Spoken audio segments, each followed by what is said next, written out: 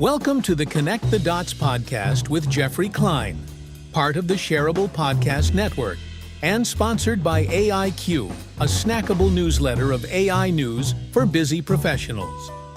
Geoffrey engages in conversations with a diverse group of successful people, exploring their stories and the dots they connect along the way.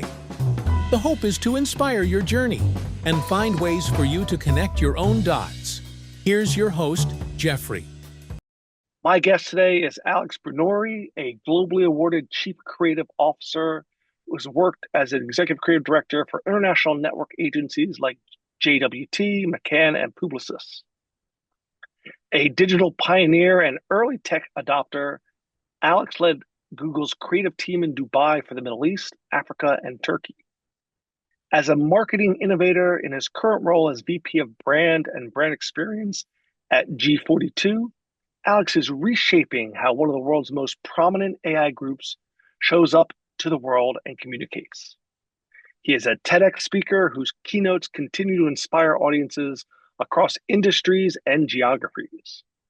He is also a rock, classic, and contemporary singer and composer, a modular synthesis inventor, a Kundalini yoga meditation and lucid dreamer teacher, and a generative AI expert and artist redefining the ethos and aesthetics at the crossroads of tech, AI, and creativity. Welcome, Alex.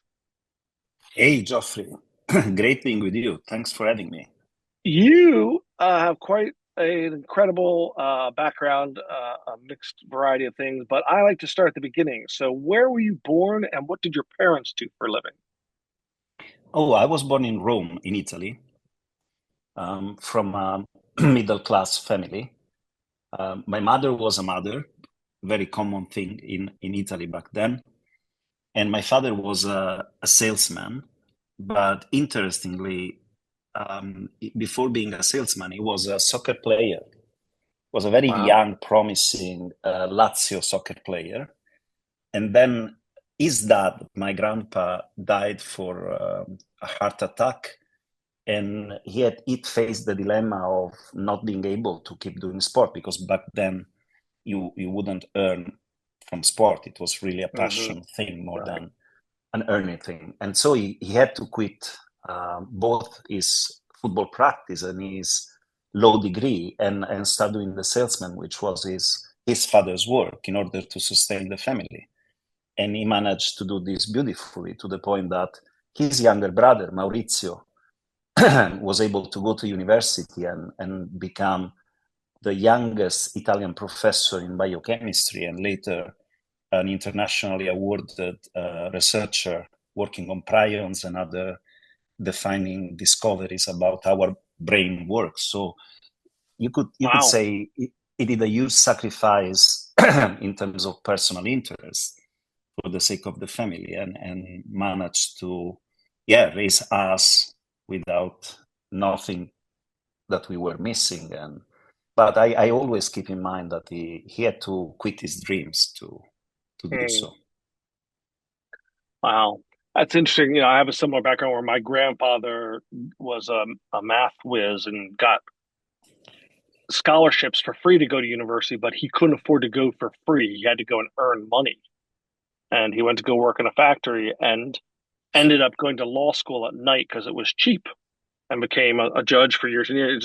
You know, the choices we make, the sacrifices we make are always, you know, really compelling, especially when it's for a family, which I think is, you know, the ultimate sacrifice you make for your children, your brothers, you know, is quite remarkable.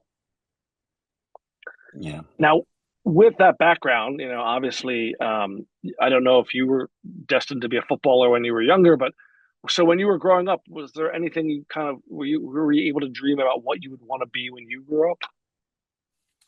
I think the only thing, literally, I wasn't very driven in terms of having a specific dream. I was very curious and very interested in a lot of different things. But I think I remember that I would have loved to be a pilot.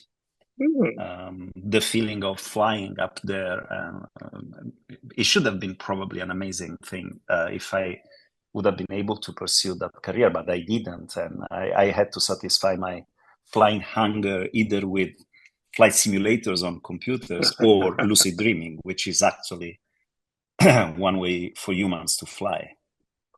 I'm going to get to that in 1 minute. So obviously you're a marketer, but you're also in the tech space, and I'm curious about how did you end up being someone in the creative space, and then how did you get it from there to the technology space? I guess uh, I'm a bit of a mixed bag because since the beginning of my life, I was always in both territories. I had a very analytical mind and very interested in science and technology, but at the same time, a very vivid conversation with my subconscious. So super creative, super imaginative. And the two things went hand in hand. So kind of developed at the same time. I remember my debut in technology was during, I think it was the first high school year where I learned how to program what back then was a fantastic machine, Texas Instruments TI-57. That was a calculator that had Cutting this edge. incredible, yeah, that back then it was, we were all flabbergasted by the possibility of programming a calculator. And then after that, I went into the ZX80 Sinclair, and I Mm-hmm. did my rounds of programming, and it was ridiculously ineffective. But for me, back then, just writing a few lines of code and seeing messages on the screen was, wow, this is the next thing. And I never lost the flair for anticipating trends. And I think my life, my relationship with technology really changed when I met the first Macintosh computer by Steve Jobs. And back then, Apple wasn't popular. Steve Jobs wasn't as famous as we remember it today. And I got fascinated by the thinking behind the Mac, and actually very fascinated by Steve Jobs himself. And I started to learn as much as I could about his way of thinking. And as of today, still sort of a mentor I never met, but I Mm-hmm. really, really value his way of thinking. And so I'm curious, Alex, why you didn't pursue a computer science kind of career, a coder, as opposed to going, how did you end up on the creative side? That is also an interesting story. So, to be honest with you, at the time, I wasn't even interested in neither kind of careers. I was enjoying being a rebel kind of person, a rocker. I had my rock Mm-hmm. band, chasing girls, chasing rock music, living the life. And then one day I met with an art director from a creative agency, Mm-hmm. and we started to become friends. And one day he told me, "You are absolutely perfect for advertising. You should have a career in advertising because you love music, literature, movies, writing, books, all of that makes you perfect for that." And I said, "Yeah, but I hate advertising. It's shitty. It's horrible. It's really it's really bad." And he said, "Then why don't you come and change it?" There you go. And that stuck with me. I was, yeah, maybe this guy has a point. So I started with an internship in an international agency, and from them on, my career skyrocketed, and I have never looked back because it was really, really intense and fast and thrilling. So yeah, I guess my scientific side was later to resurface in my work, and in my personal interests, but not as a career. Well, let's talk about, you worked at some big agencies. Did you have or do you have a favorite campaign you worked on or a favorite brand that you worked with that you thought, you're super proud of the work and really interesting and creative? I think I have a couple of campaigns that I was really fond of when I was in the creative agencies. One happened when I was ECD for McCann in Italy. We Hmm. happened to do a campaign for a cold cuts brand called Fiorucci. And that campaign won like 3 Lions at Cannes because Wow. it was really fun and interesting for the time because it worked on corruption in Italy. So the whole campaign was based around the fact that Italy is highly corrupted country, which is, and cold cuts were the money in that story. So just exchanging real money for cold cuts and telling the story of corruption in Italy. And I remember one of the Lions I won was for a study we did with an amazing data visualizer called Giorgia Lupi. She's active in New York. She's one of the world's brightest data visualizers. And we created the first ever map of corruption, historical map of corruption in Italy, shaped as a big mortadella slice with all the clusters and all the fat white dots being, of course, data driven. So it was exciting because back then that piece of information didn't exist simply. So we just gave it to the journalists to do a better job at highlighting that corruption. So that would be one. I had fun. The film we did was quite interesting and fun.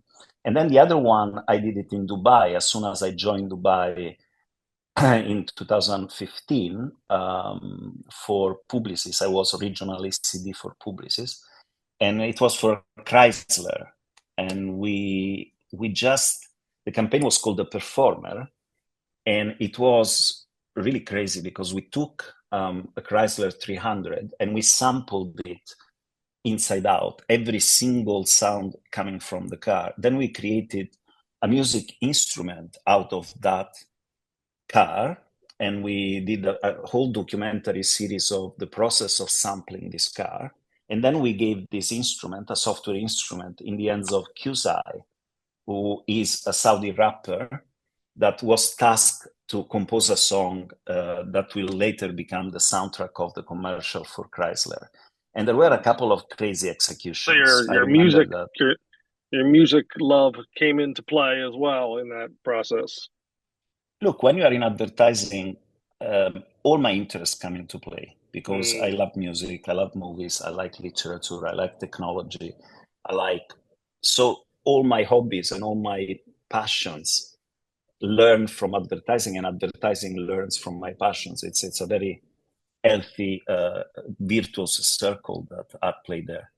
So let me ask you about how, first of all, if you could just explain what lucid dreaming is, because I don't think everyone understands what that is, and then talk about how meditation and lucid dreaming have impacted your professional life.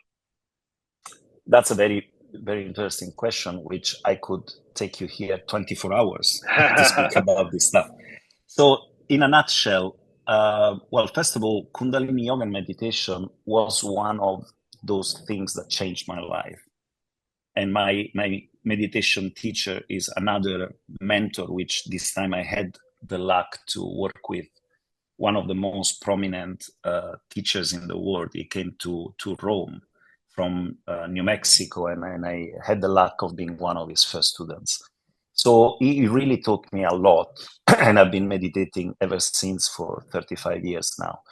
So lucid dreaming came a bit later. What is lucid dreaming? Is the ability to wake up within the dream. In other terms, you realize you're dreaming. And while you're still dreaming, but your mind goes back online, and you realize you are dreaming. And what is interesting about lucid dreaming is that from that moment on, for as long as you can keep your system stable, because it's very easy to lose that awareness, you can direct your dreams. So it's like a director of a movie. If you decide you want to fly, you're going to fly.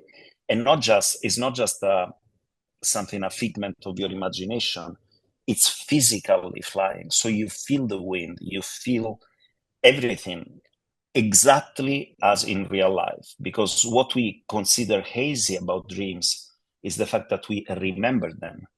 But when you wake up within a dream, it's as real as physical life without being physical life. So I think it's the most exhilarating experience a human can have, honestly, because once you experiment a lucid dream, that changes your perception of what life Mm. is, because it's an incredibly powerful experience.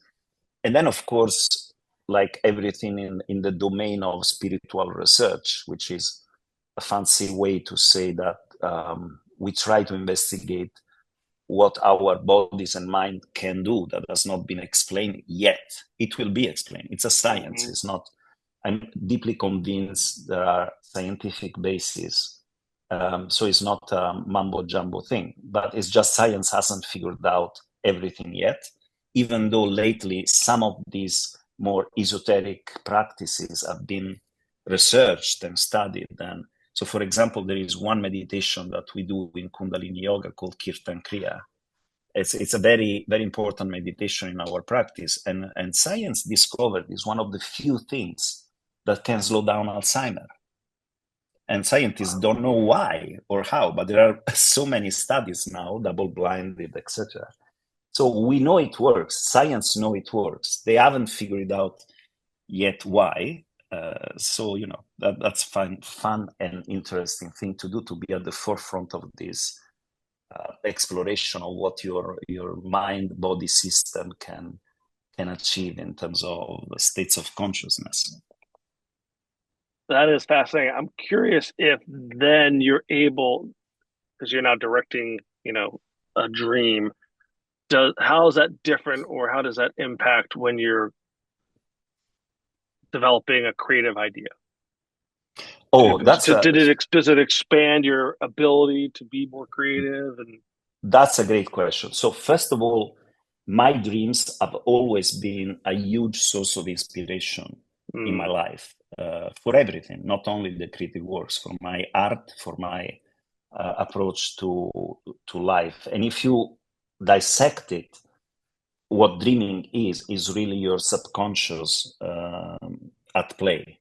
And I think what for me is a very typical thing about me is I developed this very, very open relationship with my subconscious, thanks to meditation and thanks to the creative practice. And this is how you are very creative, because the creative work is not done rationally, it's done in the subconscious.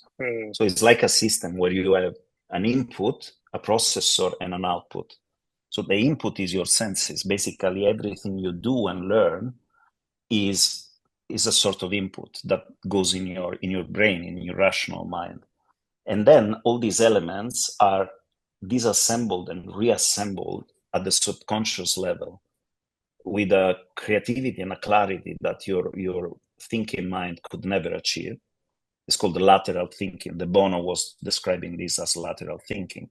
But then it's the base of creativity is connecting known elements in a new, surprising, and useful way. So all these elements that you input through your senses and through your intelligence that get stored in your system, they get, as I said, disassembled and reassembled creatively by your subconscious. And then from your subconscious, it bubbles up to your awakened mind, to your rational mind. So many times in my life, really good ideas I had was never a vertical process of my mind. All of a sudden, that idea popped up in my consciousness. The moment before wasn't there. The moment after was there, fully formed. And this happened with songs, with campaigns, with art, works of art, and stuff like that. And it's not a coincidence, and it's not random. It's your subconscious working on whatever brief you give to your subconscious. Today, we would call it a prompt. So basically, when you work in advertising and you have to be creative 8 hours a day, 5 days a week, and you cannot experience delay, you are basically prompting your subconscious with a brief, with the task you have at hand. You ingest all the elements about that brief, and then you let your subconscious do the heavy lifting of the creative idea. And then when it comes back to your mind, your superego with a sensor starts to shape it in a way that is digestible for the business environment. Well, I'm curious with this line of thinking. Do you believe that everyone is creative and that everyone has the equal capacity to be creative? Look, everyone has the potential to be creative, yes, because creativity is not. I'm also very adamant. I don't want to be called a creative because to me Mm. that's almost racial profiling. It's insane. You don't call someone a creative. This is when you want to control someone. Creativity is a human function that we all can develop, and like many other things, you need to develop it. Right? So everyone can have ideas. Everyone can be creatives in so many different sides of their lives. Some of us do it for a living, which requires you to really day in, day out develop these mechanisms, which make you a bit more skilled in that. You can have more ideas, you can have better quality of ideas. But it's absolutely not something that some people have and some people don't have. Well, let's move that now into the realm of AI, where I think at some point people might have said it, AI isn't creative, and now a lot of people would say it can be quite creative. So, A, can AI be creative? And B, what's going to be the impact if AI can use all the inputs and be trained in such a way? Will that somehow diminish the need for creative expression from designers, etc.? Geez, this is the $1 million question, right? This is what the creative industry is discussing these days. So first of Well, you're all, there. I That's have why I'm asking. yeah. So first of all, I have a talk I give, which is titled. The first slide is "Can humans be as creative as machines?" Mm, So clearly, I think that yes, AI can be very creative.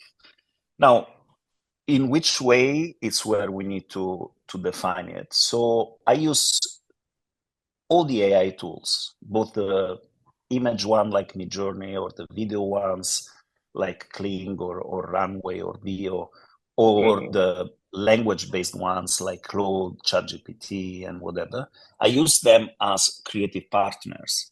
hmm And you need to be really good at prompting because that's where the magic happens. Those tools is not just because you can talk to these tools in English or in your native language. This doesn't make everyone equally able to get out of this tool the same quality of work. So it's another thing that you need to learn how to do it because prompting is not as straightforward as it seems. But once you become proficient at prompting, you can really work with these tools as creative sparring partners and you can bounce ideas back and forth with these tools. And to me, is as satisfying as when I was working with other creative people is really, really interesting. Now, things will change. So you still need to be the initiator of this conversation. You still need to steer the conversation with AI. You still need to be somehow in control of the output and guide AI. Exactly like a creative director guides a less experienced creative. Is the yeah. same kind of relationship. But these AI tools are growing quickly and they're Right. gaining very quickly, because AI develops exponentially, not linearly. We as humans develop linearly. AI is developing exponentially. So there will come a time when AI will be able, and we have seen the dawn of it with agentic AI, is AI being able to take the initiative. So I can prompt, very soon, I will prompt an AI saying, you are a creative director specialized in contemporary art, and I want you to come up with ideas for this or that, or create an agency. I could hmm create an agency just with AI agents and talk to them. And the result is That's yeah. amazing. And as someone who is a creative artist, so beyond just your creative director, you're creating art, music. Um, should artists of various kinds, some of them are fearful that AI will replace them or make it harder to generate original creative expression. What would you say to people who are worried about that possibility? Well, I have to be entirely honest. They are not wrong. Um, they are somehow right, meaning that what AI can do can replace specialism. So just to make an example, if you are a digital illustrator or someone that for a living creates illustration, yes, your job is at risk unless you embrace AI and use it to evolve your profession. And I've seen this with digital photography, with 3D. I've seen it through all my life. I remember clearly when digital illustration came about, there were all the traditional illustrators that were fearful and angry, and some of them died because of this. But others Mm, that were very good embraced the tool enthusiastically, and they actually work more, kept having a great career, and kept working even more than before. So I would say there are a few things that we need to put in the right perspective here. One is evolution doesn't stop, and fear is not the way to deal with innovation, right? So fear is not the way to deal with anything. Being fearful stops you in your tracks. Fear never helped anyone to achieve anything. It's a survival thing. It's a primal thing. It's connected to anger, and it doesn't bring anything good to the table. So I would suggest any artist to become immediately experts at using these tools and develop their career in an yeah. even more exciting direction. So if you spend 30 years developing a certain style and that's all you do, then yes, you're at risk, because I can prompt Midjourney and get a Right. better illustration than 95 of the illustrators could give me after a month and asking me, I don't know, $5,000 for it. And it's sad, but it is what it is. Every innovation comes at a cost. And when we invented print, yes, people that were writing books by hand lost their job Hmm. quite surely. But then everyone was able to read books, and everyone was able to afford books, and education spread. So there is always a trade-off. So first of all, don't be fearful, embrace innovation. Second, what I think is more interesting, and this I may become a bit philosophical in this, but I think that what AI is literally doing is holding a mirror in front of us. And you have to ask yourself the question, as an artist or as a doctor, as an engineer, as an architect, as you can insert any profession there, right? So as an artist, who am I in a world where AI exists? So in Mm, other terms, you need to redefine yourself as an artist, which doesn't make you lesser artist or doesn't kill your social function of an artist. You just have to rethink yourself and start asking yourself the right question, which is, who am I? If a machine ABC, what does it make of me?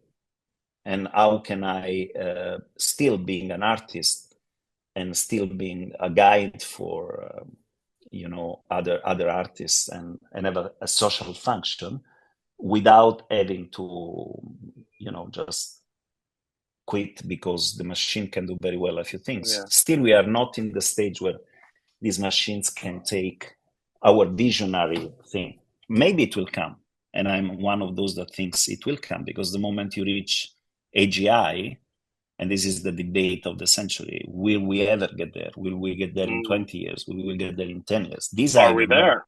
Mhm. Are we Depending on maybe your, starting to be there? yeah, based That on I your don't know. definition. Yeah, that I don't know. But for sure, when we will reach that point, we will face very, very deep societal Mm, changes. And I think my personal point of view is, if I cannot stop something, I prefer to understand it and think ahead. So when that moment will come, I will have already examined all the possible solutions, and I would probably have changed myself in ways that AI cannot impact. yeah, I agree with almost all of what you said in terms of, and whether it's, you know, an artist or another profession, which is you need to embrace AI and see how that very powerful evolving tool can help you evolve in whatever it is you're doing. You know, and that's the idea, is that it is this incredible partner to help you accomplish the things you want to accomplish. And if you don't embrace it, you certainly will be at a disadvantage, is the way that I believe uh, it should be understood. And the other thing is, the studies that I've seen are that the ones that the ones that have the concerns and fear are usually the ones who haven't used much of it, and the Yeah, ones that are that's much very more true. comfortable. You know, when you start using it, you're like, oh, this is amazing. I can do even more advanced things, and take my vision and see it come in a way that I would have been able to do beforehand. And I think that's really what's remarkable. Alex, you moved from Rome and then went to Dubai, and you know, and Abu Dhabi. I'm curious about what you see as kind of any of the cultural differences in terms of how people are thinking about AI. Sort of your perspective on what US thinks, Europe, and now the Middle East, because obviously there have been a lot of developments in terms of collaborations, and there's been some tensions in terms of who you work with. But in generally, when you think about, you know, what people think about AI, are there differences between the regions? Yeah, for sure, there are. Um, so, look, I think, let me put it like this. I think if I have to think about the two countries I spent most of my time in, which is Italy, therefore Europe, and Dubai, therefore UAE, even though I studied a bit in New York and work a bit in London and Amsterdam. So I have my opinion on all these societies. Europe, to me, is the one that is the most at risk, Mm, because they decided to go for a very, very, very contrived approach to AI, trying to regulate everything, yeah. and in my opinion, over-regulating, which will make them a follower region when it comes to the possibilities of AI. So Europe has been sleeping on this and on many other things as well, but particularly on this. Now, when it comes to the States, there is absolutely no doubt that the States is at the forefront of the AI development and research. It's also very true that the States is not equally distributed potential or technologies. So I would say that in the States, you can go from a very, very disadvantaged situation where people don't have access to AI or don't Mm, have the culture or the push from anyone to start using it. And then you have the obvious ones, the Silicon Valleys, the Texas of this world, New York, Los Angeles, all the big centers of development and investments that have already embraced it, and being those technology, most of them native from USA. Of course, there is a big imbalance between these two Americas. So I would say definitely. it's at this that. And as regards UAE, it's kind of a happy AI island, because I cannot stress enough how enlightened the leadership of UAE is. In UAE, we had the first ever global case study. We did a minister of AI. We appointed a minister of AI in 2018. And Wow. it has been for a very long time the first and only minister of AI in the world. So the vision that the UAE leadership has is very, very mature, very forward-looking, and very based on innovation. So we are projected as a country, UAE is projected into the future, is not living on the past, because there is not a long history in UAE. It's a country that is very young in terms of, if you think about Dubai, vast majority of what you see in Dubai has been built in the last 16 years. And they Wow. calculated that Dubai in 10 years did the same job that New York did in 100 years in order to reach a certain level. So it's a young, very smart country, and it's a country that I would define AI native almost, because of how Mm, much.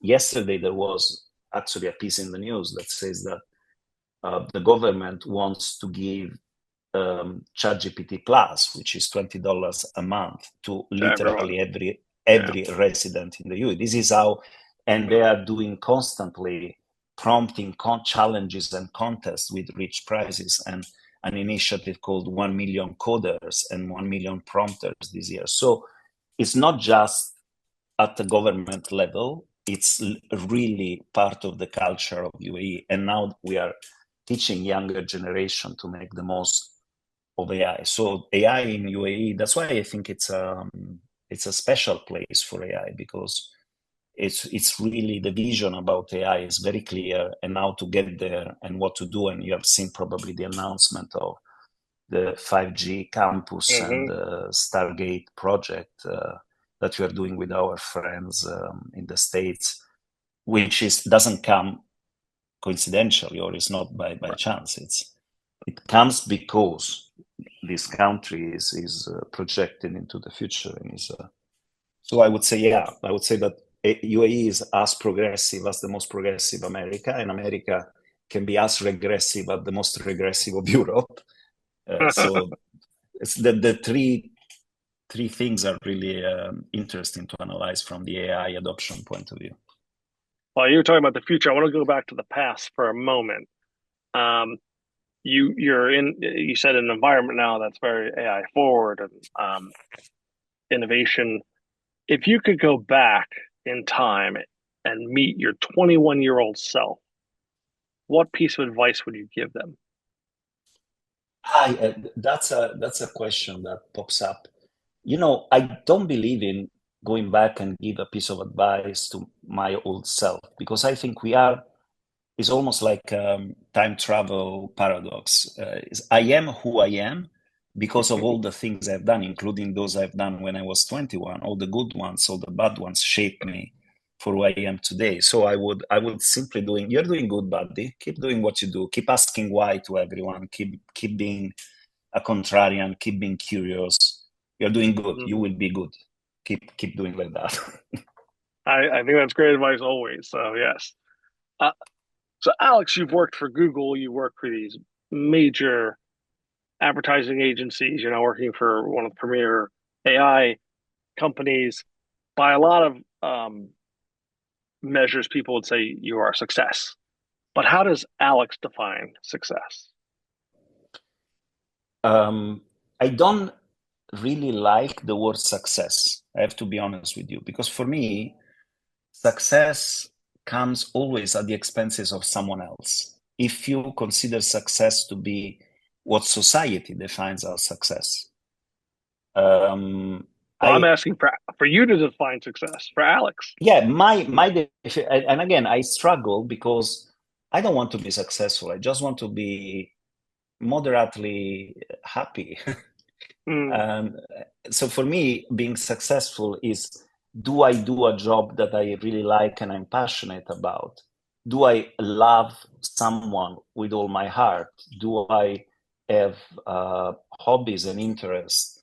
And do I have enough to live a decent life without wanting more than what any normal person should desire for? So my definition of success is very boring. It's just being able to wake up in the morning happy and go back to bed at night thinking I've done a good job today. I'm happy about what I thought, what I did. It's okay. Well, it reminds me of so there's a story about John Lennon. You may have heard when he was, I think, 5 or 6 years old. He was in school, and the teacher asked, "What do you want to be when you grow up?" And he looked at her and he said, "Happy." Yeah. But I think it's the perfect response. It's not about it's how do you create how do you create whatever meaning, what is meaningful for you and fulfilling for you, and that makes you feel content. Is one way of looking at it. Just to go back to your previous question, I think this has a lot to do with how we will be reacting to AI. We need to become more human. We need to be more human, more deeply human. We need to rediscover empathy, collective societies where we exchange feelings, information, and practices. We need to become more human.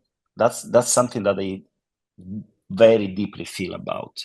I share that feeling, and I think that's one of the promises of AI is that it enables us the space because we can have the machines do a lot of things that maybe we don't want to do, so that we can do the things that are more human in terms of interactions and connecting with people and doing those things that really matter. Yeah.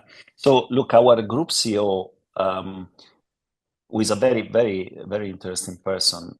We were celebrating the start of Ramadan all together at a dinner. And he said to us, some friends ask me, I have a kid now that has the age to go to university. What would be your advice for this kid?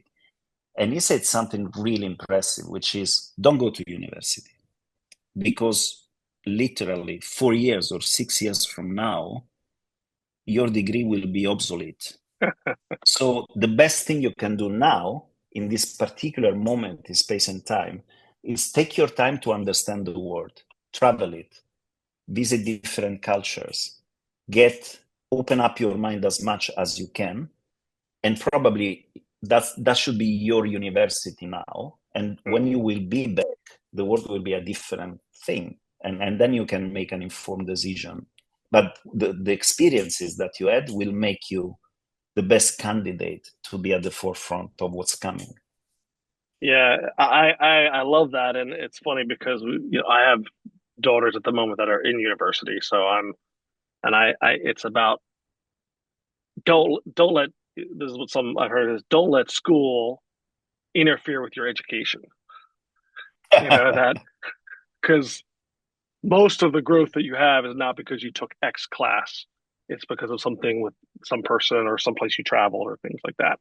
Um, all right, well, I want to shift to what I have as quote unquote rapid fire questions, although they don't always go as quickly as I think. But if a movie was made about your life, who would you want to play you?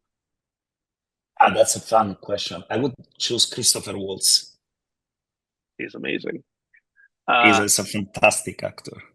he certainly is. Can you name one of your favorite movies? I know you're a big Oh, movie there guy. are too many. If I have to find one, probably would be Blade Runner. Nice. I love that. I always Probably joke that I have 100 movies in my top 10. that. That's a perfect definition. I concur. I concur. Can you name a book that left a lasting impression on you? Yes, absolutely. So there is one book that is, and again, I've read so many books, but one was really interesting. It's called Gödel, Escher, Bach, An Eternal Golden Braid. And this is a 1979 book, and it was written by an American cognitive scientist called Douglas Hofstadter. It's amazing because, your podcast is called Connect the Dots. And this book is about connecting the dots. It creates a beautiful, intricate braid. That's why Bride is an eternal golden bride is the subtitle of the book. Connecting the work of Gödel, mathematician, Escher, painter, Bach, the musician, and showing you how literally mathematical skills, painting skills, and visualization and music have so much in common. And these three artists and scientists were so close to each other, even though they were operating in completely different fields. And it really did resonate with me because that's my curiosity at play. I always try to connect all the dots I could connect. I want to understand why. I'm an anchor. Until I understand something, I don't stop asking questions. I don't stop interrogating myself. So this ability to connect the dots, that book was all about that. And it was a beautiful book. I would recommend it to everyone. I'm definitely going to check it out. Anything, with connecting dots is something I'm interested in learning more. This may be a hard one for you. I know you use a lot of different AI tools. Do you have either a favorite one or one you use the most? Absolutely, yes. Midjourney would be the answer. Nice. I think it's really, first of all, I got into Midjourney when it was still in closed beta, and I went into a rabbit hole. I think I generated 150,000 images in order to learn Wow. how to prompt through the different version. When I started, it was V3. Now we are at V7. And I think Midjourney is the dream of an artist because you can control it in so many ways, and the output is so good because they made Mm, the right decision. They trained the model on art and photography, good photography, while, for example, Sora was trained on the shittiest stock images. And as of today, it still shows. So mm. if you work with these tools, It, we don't need more garbage, human yeah, or artificial. We or don't need otherwise. more garbage. Uh, do you have a favorite emoji? Yeah, shrug.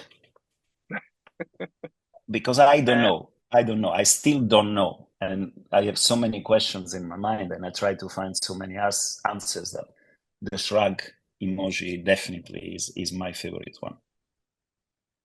Alex, do you have a favorite non-digital activity? I have many. That's my curse because I have too many interests, and it's a curse and a blessing at the same time. But I would say, um, yeah, but would be meditation. That's Mm, my favorite non-digital. Even though someone may argue that it's indeed a sort of a digital activity mm. because you are Well, I think working of the on your own electricity, right? neural networks. You're Yeah. working through electricity in your brain. You're working to stabilize certain brain waves or change brainwaves. So it's somehow, but yeah, meditation would be it. And this may be the same answer, but what's the one thing you can't live without? Music.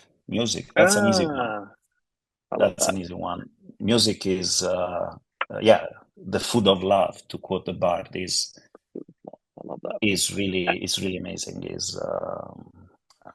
I cannot even start to describe it. To me, it's a primeval language. There are only a few primeval languages, and music and math are those kind of languages that are Mm, universally true across cultures, across time, and will always be evolving and true.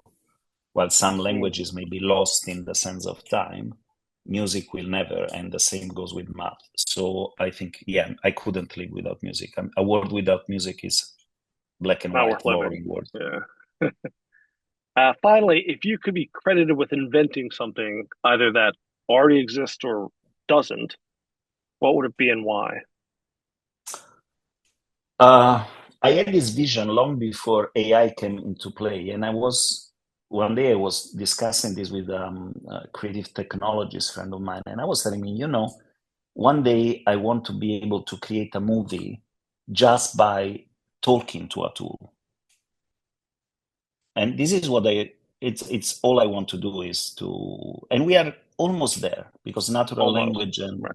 almost there. So it's happening. I'm just thinking it in a slightly more advanced way than what today is possible, but I'm confident in 2 to 3 years we will see movies that are entirely generated just with language. Yeah, I love that.